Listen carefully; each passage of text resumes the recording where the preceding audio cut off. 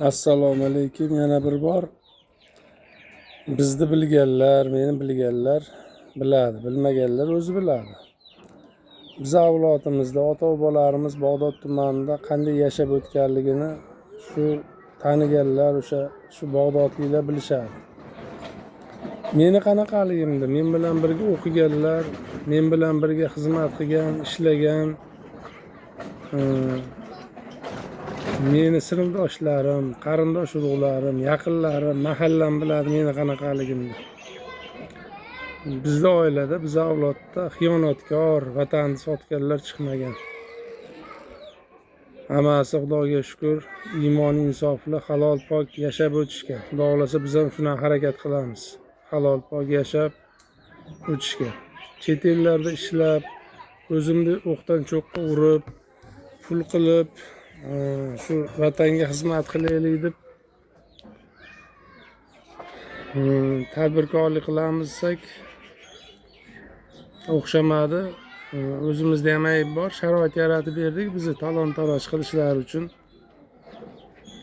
bizni shuni jazolashlari uchun nohaq.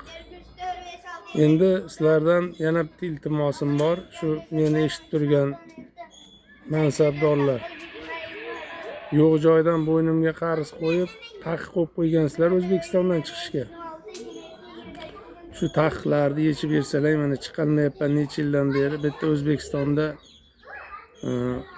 hozir vaqtincha ishlab turibman, xizmat qilib xalqimizga shu imkoniyat darajasida 3 milliondan oshiq premiyalar bilan 4 million, bu bilan farzandlarimizni kontragini to'lash, uy olish kerak, uylab joylash kerak, shu ko'maklash kerak farzandlarga ham.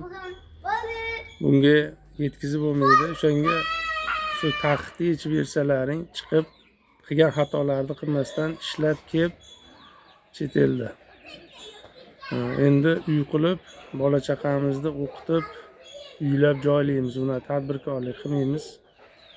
Pullarni davlatimiz, prezidentimiz siyosatlariga ishonib bunaqa tikib yubormaymiz. Shu tinchgina shu bitta uy qilib tinchgina yashaymiz. Shunga taqiqni yechib beringlar iltimos. Ishlar chiqyapti, chet elda chaqirishyapti, chiqib ketolmayapmiz. Endi bu ham balki yaxshilikkadir. Xalq mahalla komiteti, o'sha mahalla yig'ini rais qilamiz desa, unga qo'ymadilaring.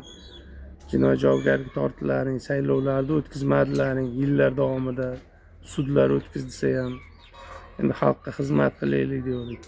Deputat qilib saylashdi, unda ham jinoiy javobgarlikka tortilaring. Maktabga, kollejga direktor bo'ldim ham, unga qo'ymadilaring. Uni ham jinoiy javobgarlikka tortilaring. Tadbirkorlik qilaman desam, uni ham tortib oldilaring. Qonunlar faqat shu ba'zi bir mansabdorlarni manfaati uchun, yo bo'lmasam hukumat uchun ishlayapti xolos. Aksariyat hollarda menga bog'liq jarayonlarda. Shuning uchun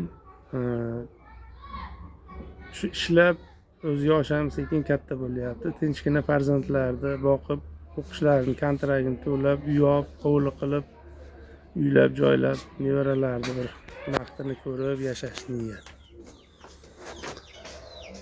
Shu iltimos, taqiqni yechib bersalaring. Yo'q joydan qo'yilgan taqiq.